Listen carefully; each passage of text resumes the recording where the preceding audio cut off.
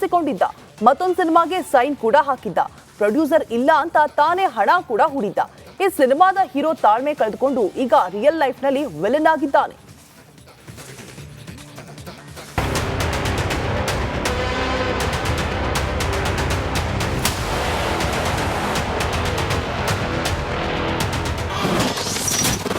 ಸಿನಿಮಾದಲ್ಲಿ hero, real life ಅಲ್ಲಿ villain. Director ಹಣೆಗೆ ಗುರಿ, ಟಾರ್ಗೆಟ್ ಜಸ್ಟ್ ಮಿಸ್. 4 ಗೋಡೆ ಮಧ್ಯೆ ನಡೀತಿದ್ದ ಮೀಟಿಂಗ್ ನಲ್ಲಿ ಹೀರೋ ಕೈಗೆ ಬಂದೂಕು ಎತ್ತುಕೊಂಡಿದ್ದ. ಸೀದಾ ಎದುರುಗಡೆ ಇದ್ದವನಿಗೆ ಗನ್ ಪಾಯಿಂಟ್ ಇಟ್ಟು ಶೂಟ್ ಮಾಡಿಯೇ ಬಿಟ್ಟಿದ್ದ.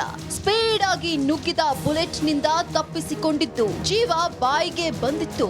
ಅಂದ್ಹಾಗೆ ಇದು ಯಾವ ಸಿನಿಮಾದ ಸ್ಟೋರಿ ಅಲ್ಲ, ಬದಲಾಗಿ ನಟನೊಬ್ಬ ಡೈರೆಕ್ಟರ್ ಹಣೆಗೆ ಬಂದೂಕು ಇಟ್ಟು ಶೂಟ್ ಮಾಡಿ ಅರೆಸ್ಟ್ ಆದ ರಿಯಲ್ ಕತೆ. ಈ ತಾಂಡವ್ ಒಂದ್ ಕತೆ ಹೇಳ ಅನ್ನೋ ಸಿನಿಮಾದಲ್ಲಿ ನಟಿಸಿ ಓಕೆ ಅಂದಿದ್ದ. ಆದ್ರೆ ತನ್ನ ಮುಂದಿನ ದೇವನಾಂ ಪ್ರಿಯಾ ಅನ್ನೋ ಸಿನಿಮಾದ ನಿರ್ದೇಶಕ ಭರತ್ ಎಂಬಾತನ ಮೇಲೆಯೇ ಫೈರ್ ಮಾಡಿ ಅರೆಸ್ಟ್ ಆಗಿದ್ದಾನೆ. ನಿನ್ನೆ ಆಗಿರ್ತಕ್ಕಂಥ ಘಟನೆ, ಅದರಲ್ಲಿ ಈಗಾಗಲೇ ಆರೋಪಿ ಏನಿದ್ದಾನೆ ಆತನನ್ನು ಬಂಧಿಸಲಾಗಿದೆ ಮತ್ತು ಈ ಕೃತ್ಯಕ್ಕೆ ಬಳಸಿರ್ತಕ್ಕಂಥ ಒಂದು ಲೈಸೆನ್ಸ್ಡ್ ವೆಪನ್ DBBL ಗನ್ ಏನಿದೆ ಅದನ್ನು ಕೂಡ ಈಗ ಸೀಸ್ ಮಾಡಲಾಗಿದೆ. ಅದು ಈಗ ನೀವೇ ಹೇಳಿದ ಹಾಗೆ ಈ ಸಿನಿಮಾ ಪ್ರೊಡಕ್ಷನ್ಲಾಗಿರ್ತಕ್ಕಂಥ ಭಿನ್ನಾಭಿಪ್ರಾಯಗಳ ಹಿನ್ನೆಲೆಯಲ್ಲಿ ಹಣಕಾಸಿನ ವ್ಯವಹಾರದಲ್ಲಿ ಆಗಿರ್ತಕ್ಕಂಥ ಘಟನೆ ಅಂತೇಳಿ ಪ್ರಾರಂಭಿಕ ಇದರಲ್ಲಿ ಗೊತ್ತಾಗಿದೆ. ಪ್ರಾಥಮಿಕ ತನಿಖೆಯಲ್ಲಿ ಇಂಟೆನ್ಷನಲ್ ಅಂತಾನೆ ಗೊತ್ತಾಗಿದೆ, ಏರ್ ಫೈರ್ ಮಾಡಿರ್ತಕ್ಕಂಥದ್ದು, ಬಟ್ ಇಂಟೆನ್ಷನಲ್ ಅಂತಾನೆ. ನಿನ್ನೆ ಸಂಜೆ 6:30ರ ಸುಮಾರಿಗೆ ಇದೇ ವಿಷಯಕ್ಕೆ ತಾಂಡವ್ ಹಾಗೂ ಮತ್ತಷ್ಟು ಜನ ನಿರ್ದೇಶಕ ಭರತ್ ಕಚೇರಿಯಲ್ಲಿ ಮಾತುಕತೆಗೆ ಕೂತಿದ್ರು. ಹಣದ ಮಾತುಕತೆ ಬಂದಾಗ ನಟ ಸಿಟ್ಟಿಗೆದ್ದಿದ್ದ. ಬಂದೂಕು ತೆಗೆದುಕೊಂಡು ಬಂದಿದ್ದ ತಾಂಡವೇಶ್ ಸೀದಾ ಡೈರೆಕ್ಟರ್ಗೆ ಶೂಟ್ ಮಾಡಿದ್ದು ಅದೃಷ್ಟವಶತ್ ಜೀವ ಬದುಕುಳಿದಿದೆ. ಅಲ್ಲಿದ್ದಂತಹ ತಮ್ಮ ಅಸ್ಟೆಂಟ್ಗೆ ಗನ್ ತಗೊಂಬ ಅಂತ ಹೇಳ್ತಾರೆ, ಆತ ತಂದು ಕೊಡ್ತಾನೆ. ನಾನೇನು ತಿಳ್ಕೊತೀನಿ, ಏನೋ ಹೆದರ್ಸೋದಕ್ಕೆ, ಯಾಕಂದ್ರೆ ಇಷ್ಟು ಜನ ಇದೀವಲ್ಲ, ಹೆದರ್ಸೋದಕ್ಕೆ ಅಂತ ನಾನು ಸುಮ್ಮನಿರ್ತೀನಿ. ಆ ಮಾತಿನ ಇದರಲ್ಲಿ ಎದ್ದು ಬಂದ್ಬಿಟ್ಟು ಹಣೆಗಿಡ್ತಾರೆ. ಏಕ್ದಮ್ಲಿ ಫ್ರಾಕ್ಷನ್ ಆಫ್ ಸೆಕೆಂಡ್ ಟ್ರಿಗರ್ನ ಓದ್ತಾರೆ. ಇದನ್ನು ಗಮನಿಸಿದಂತಹ ನಮ್ಮ ಎಡಿಟ್ರು ಮಲ್ಲಿಕಾರ್ಜುನ್ ಅವರು ಆ ಕೈನ ತಳ್ಳ ಅವ್ರನ್ನ ಹಿಡ್ಕೊಳ್ತಾರೆ. ಅದು ರೈಟ್ ಸೈಡ್ಗೆ ಹೋಗ್ಬಿಟ್ಟು ಫೈರ್ ಆಗುತ್ತೆ. Just miss madam. ಇನ್ನು ಜೀವ ಉಳಿಸಿಕೊಂಡು ಅಲ್ಲಿಂದ ಕಾಲ್ಕಿತ್ತಿದ್ದ ನಿರ್ದೇಶಕ ಭರತ್ ಸೀದಾ ಚಂದ್ರ ಲೇಔಟ್ ಠಾಣೆಗೆ ಹೋಗಿ ದೂರು ಕೊಟ್ಟಿದ್ದ. ಕೊಲೆ ಯತ್ನ ಹಾಗೂ ಅಂತ ಹೇಗೆ ಯಾಮಾರಿಸ್ತಾರೆ ಅನ್ನೋದು ಲೈವ್ ನಲ್ಲಿ ಬಯಲಾಗ್ಬಿಟ್ಟಿದೆ. ಈ ಕುರಿತ ಒಂದು ರಿಪೋರ್ಟ್ ಇಲ್ಲಿದೆ ನೋಡಿ.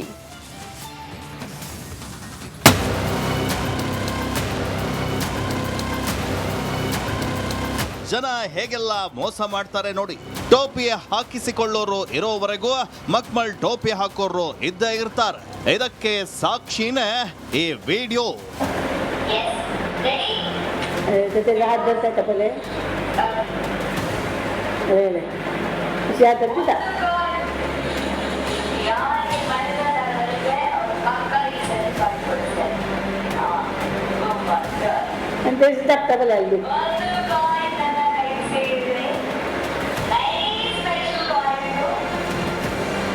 ಈ ದೃಶ್ಯ ನೋಡಿ, ಇಲ್ಲಿ ಇಬ್ಬರು ವ್ಯಕ್ತಿಗಳು ನಿಂತಿದ್ದಾರೆ.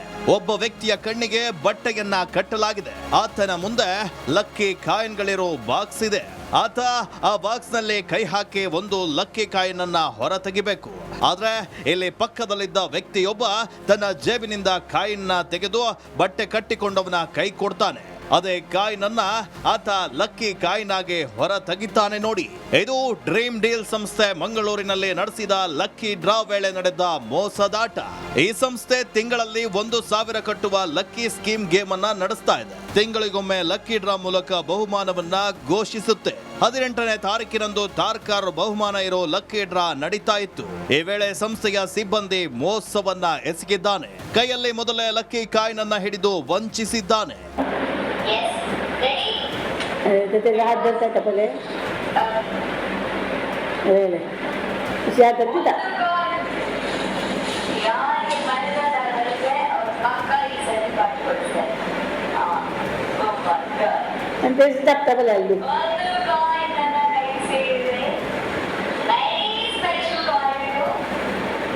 ಈ ಮೋಸದಾಟದ ವಿಡಿಯೋ ವೈರಲ್ ಆಗ್ತಾ ಇದ್ದ ಹಾಗೆ ಡ್ರೀಮ್ ಡೀಲ್ ಸಂಸ್ಥೆ ಎಚ್ಚೆತ್ತುಕೊಂಡಿದೆ. ಮೋಸ ಎಸಗಿದ ಸಿಬ್ಬಂದಿಯನ್ನ ವಜಾ ಮಾಡಿ ಪೊಲೀಸ್ ಠಾಣೆಯಲ್ಲಿ ದೂರನ್ನ ದಾಖಲಿಸಿದೆ. ಮತ್ತೊಮ್ಮೆ ಲಕ್ಕಿ ಡ್ರಾ ಮಾಡಿ 2 ತಾರ್ ಕಾರ್ಗಳನ್ನ ನೀಡಿರುವುದಾಗಿ ವ್ಯವಸ್ಥಾಪಕ ನಿರ್ದೇಶಕ ಸುಹೇಲ್ ತಿಳಿಸಿದ್ದಾರೆ. ಆ ಒಬ್ಬ ವ್ಯಕ್ತಿ ತಪ್ಪು, ಆ ಇಡೀ ಸಂಸ್ಥೆ ತಪ್ಪಾಗಲಿಕ್ಕೆ ಸಾಧ್ಯ ಇಲ್ಲ. ಸೊ ಇದನ್ನು ಕೂಲಂಕುಷವಾಗಿ ಪರಿಶೀಲನೆ ಮಾಡಲಿಕ್ಕೆ ನಾವು ಅಧಿಕಾರಿಗಳಿಗೆ ಈಗಾಗಲೇ ದೂರನ್ನು ನೀಡಿದ್ದೇವೆ. ಅವರು ಅದನ್ನು ಪರಿಶೀಲಿಸ್ತಾ ಇದ್ದಾರೆ. ಆ್ಯಂಡ್ ಖಂಡಿತವಾಗಲೂ ಅವರು ಅವರ ತಪ್ಪನ್ನು ಒಪ್ಪಿಕೊಂಡಿರುವಂಥ ವಿಚಾರ ಕೂಡ ನಮ್ಮ ಮುಂದೆ ಈಗಾಗಲೇ ತಿಳಿದು ಬಂದಿದೆ. ಗ್ರಾಹಕರಿಗೆ ನಮ್ಮ ಮೇಲೆ ಇರುವಂಥ ಒಂದು ನಂಬಿಕೆಗೆ ಖಂಡಿತ ಗ್ರಾಹಕರಿಗೆ ಎಲ್ಲೋ ಒಂದು ಕಡೆ ನಂಬಿಕೆ ದ್ರೋಹ ಆದಂಥ ಒಂದು ವಿಚಾರ ಆಗಿದೆ. ಅದು ಖಂಡಿತ ಕಂಪನಿ ಕಡೆಯಿಂದ ಯಾವುದೇ ರೀತಿಯ ಕೆಲಸ ಆಗಲಿಲ್ಲ. ಅದು ಆಗಿರುವಂಥದ್ದು ನಮ್ಮ ಕೆಲಸಗಾರರಿಂದ ಆಗಿರುತ್ತೆ. ಆ್ಯಂಡ್ ಅದಕ್ಕೆ ಬೇಕಾದಂಥ ಕ್ರಮವನ್ನು ಇಮಿಡಿಯೇಟ್ಲಿ ನಾವು ಕೈಗೊಂಡಿದ್ದೇವೆ. ಇಂಥದ್ದೊಂದು ಮೋಸದಾಟದ ವಿಡಿಯೋ ವೈರಲ್ ಆಗ್ತಾ ಇದ್ದ ಹಾಗೆ ಡ್ರೀಮ್ ಡೀಲ್ ಸಂಸ್ಥೆ ವಿರುದ್ಧ ಭಾರಿ ಆಕ್ರೋಶ ವ್ಯಕ್ತವಾಗಿದೆ. ನೀವು ಕಷ್ಟಪಟ್ಟ ದುಡ್ಡನ್ನು ಇಂಥ ಸ್ಕೀಮ್ಗಳಲ್ಲಿ ಹಾಕುವ ಮುಂಚೆ ಸ್ವಲ್ಪ ಆಲೋಚನೆ ಮಾಡಿ. ನಿಮ್ಮ ಹಣ ಕಷ್ಟಪಟ್ಟ ನಿಮ್ಮದು. ಯಾವ ಪೊಲೀಸ್ ಆಗಲಿ ಯಾವ ರಾಜಕಾರಣಿಗಳು ಹಣ ಹೋದ ಮೇಲೆ ಅವರು ಏನು ಮಾಡಲಿಕ್ಕೆ ಅಸಾಧ್ಯ. ಇದು ಏನು ಗೊತ್ತು, ಅತಿ ಆಸೆ ಗತಿಗೇಡು ಅಂತ ಹೇಳೋ ಸ್ಥಿತಿ. ಆ ಪಕ್ಕದ ಮನೆಯವನಿಗೆ ಅವನಿಗೆ ಸಿಕ್ಕಿತ್ತು ಇವನಿಗೆ ಸಿಕ್ಕಿತ್ತು ಅಂತೇಳಿ ಒಂದು 4-5 ಜನರಿಗೆ ಸಿಕ್ಕಿತ್ತು ಅಂತೇಳಿ ಎಲ್ಲರೂ ಇನ್ವೆಸ್ಟ್ಮೆಂಟ್ ಮಾಡಲಿಕ್ಕೆ ಹೋಗೋದು. ಇದರಲ್ಲಿ ಇನ್ನೊಂದು ಇವರು ಮಾಡ್ತಾ ಇದ್ದಾರೆ, ಲೋಕಲ್ ಆಗಿ ಇವರು ಎಂಥದ್ದು ಏಜೆಂಟ್ಗಳನ್ನು ಕಮಿಷನಿಗೆ ಇದು ಮಾಡ್ತಾ ಇದ್ದಾರೆ. ಅವರ ಗುರ್ತದಲ್ಲಿ ಕೆಲವರು ನಮ್ಮ ಪರಿಚಯ ಹತ್ತ ಅವನಿಗೆ ಸ್ವಲ್ಪ ಒಳ್ಳೆಯದಾಗಲಿ ಅಂತೇಳಿ ಸೇರಿಸಿ ತಮ್ಮ ಹಣ ಕಳ್ಕೊಳ್ತಾ ಇದ್ದಾರೆ. ರಾಜ್ಯಾದ್ಯಂತ ಈ ಸಂಸ್ಥೆಗೆ ಸುಮಾರು 15,000 ಗ್ರಾಹಕರಿದ್ದಾರೆ.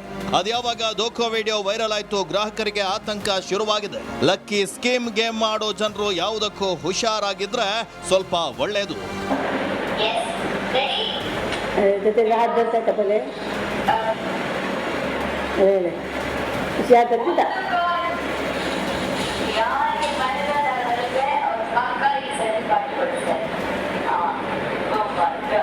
And this is deductible I'll do.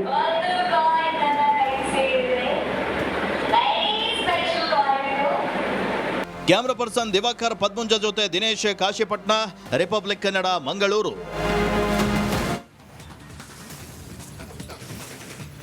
Operation BPL card ಬಡವರ ಕಣ್ಣನ್ನ ಕೆಂಪಗಾಗಿಸಿದೆ. Ration card ರದ್ದಾಗುವ ಆತಂಕದಲ್ಲಿದ್ದಾರೆ. ಹೀಗಿರುವಾಗಲೇ ಮತ್ತೊಂದು ತಲೆನೋವು ಕೂಡ ಶುರುವಾಗಿದೆ. ಅದೇನು ಆ ಕುರಿತ ರಿಪೋರ್ಟ್ ಇಲ್ಲಿದೆ ನೋಡಿ.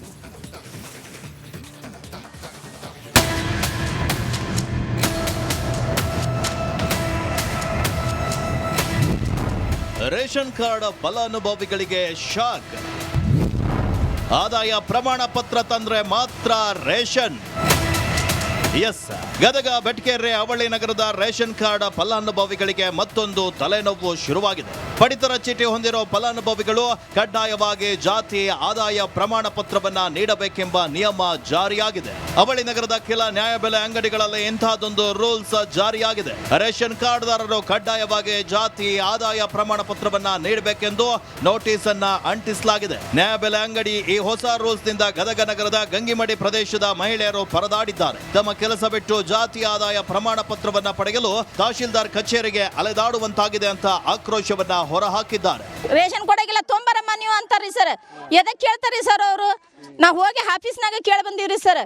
ಅದು ಎಲ್ಲ ಹಿಂದ್ರಿಸಿವಿ, ನಾವು ಹೇಳ್ತೀವಿ, ವಿಚಾರ ಮಾಡ್ತೀವಿ, ಎಲ್ಲ ನಿಮ್ಗೆ ಇದು ಮಾಡ್ತೀವಿ. ರೇಷನ್ ಕಾರ್ಡ್ನಾಗ ಹೋಗಿ ರೇಷನ್ ಆಫೀಸ್ನಾಗ ನಿಮ್ಗೆ ರೇಷನ್ ಕೊಟ್ಟಿಲ್ಲ ಅಂದ್ರೆ ನಮ್ಗೆ ಫೋನ್ ಹಚ್ಚಿರಿ ಅಂತಾರೆ ಸರ್. ಇದು ಎಲ್ಲ ಗೌರ್ಮೆಂಟ್ ರೂಲ್ಸ್ ಐತೇನ್ರಿ ಸರ್? ನಾವು ಹೋಗಿ ರೇಷನ್ ಹಚ್ಚಿ ಕೇಳಿದ್ರೆ ಗೌರ್ಮೆಂಟ್ಗೆ ಫೋನ್ ಹಚ್ಚಿರಮ್ಮ ಅಂತ ಹೇಳ್ತಾರೆ ಆಫೀಸರ್. ನಾವು ಹೋಗಿ ಇವ್ರದ್ದು ನಂಬರ್ ಇಸ್ಕೊಂಡ್ಬಂದು ನಾವು ಅದೇ ಕೆಲಸ ಮಾಡ್ಬೇಕ್ರಿ ಸರ್. ಇವ್ರಿಗೆ ನಂಬರ್ ಬೇರೆ ಬೇರೆ ಕೊಡ್ತಾರೆ. ನಾವು ಹೋಗಿ ಹಚ್ಚಿದ್ರೆ ಫೋನ್ ಎತ್ತಿಗಿಲ್ರಿ ಸರ್ ಇವ್ರ ಆಫೀಸ್ಗಳು. ನಾವು ಎದಕ್ಕೆ ಸಂಬಂಧ ಅಡ್ಡಾಡ್ಬೇಕ್ರಿ ಸರ್? ಇನ್ನು ಕ್ಯಾಸ್ಟ್ ಇನ್ಕಮ್ ಸರ್ಟಿಫಿಕೇಟ್ ಪಡೆಯಲು ತಹಶೀಲ್ದಾರ್ ಕಚೇರಿಗೆ ಹೋದ್ರೆ ಸರ್ವರ್ ಸಮಸ್ಯೆ ಅಂತ ಹೇಳ್ತಾರೆ. ನಾವು ಬಡವರು, 1 ತಿಂಗಳು ರೇಷನ್ ಇಲ್ಲ ಅಂದ್ರೆ ಉಪವಾಸ ಮಲಗಬೇಕು ಅಂತ ಬಡ ಜನರು ಅಳಲನ್ನ ತೋಡ್ಕೊಂಡಿದ್ದಾರೆ. ರದ್ದು ಇಲ್ರಿ, ನೀವು ತಗೊಂಬರಿ ನಾವು ಕೊಡ್ತೀವಿ. ರದ್ದನ್ನು ಮಾತು ಹೇಳಿಲ್ರಿ ಅವ್ರು. ಜಾತಿ ಆದಾಯ ಕೊಡ್ತೀವಿ ಅಂತಾರ. ಇದೊಂದು ತಿಂಗಳ ನಾವು ಹಂಗಿಂಗ ಅಲದಾಡಿ ಜಾತಿ ಆದ ತರುಮಟ ಆ ತಿಂಗಳದ ರೇಷನ್ ಹೋಗ್ಬಿಡುತ್ರಿ. ಆ ತಿಂಗಳ ರೇಷನ್ ನಮ್ಗೆ ಸಿಗ್ಲಿಲ್ಲ ಅಂದ್ರೆ ಮುಂದಿನ ತಿಂಗಳ ರದ್ದು ಕೊಡೋದೇ ಇಲ್ರಿ. ರದ್ದು ಆಗ್ಬಿಟ್ಟೈತಿ, ನೀವು ಒಯ್ದಿಲ್ಲಲ್ರಿ. ಹಿಂಗೆ ಮಾಡಿದ್ರೆ ನಮ್ಮಂತ ಬಡವ್ರ ಮಂದಿ ಎಲ್ಲಿ ಹೋಗ್ಬೇಕ್ರಿ ಸರ್? ಏನಂತ ಮಾಡ್ಬೇಕ್ರಿ ನಾವು?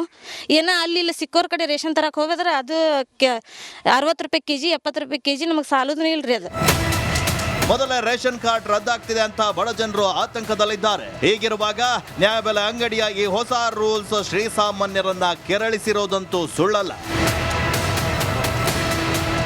ಮಂಜು ಪತ್ತರ್, ರಿಪಬ್ಲಿಕ್ ಕನ್ನಡ,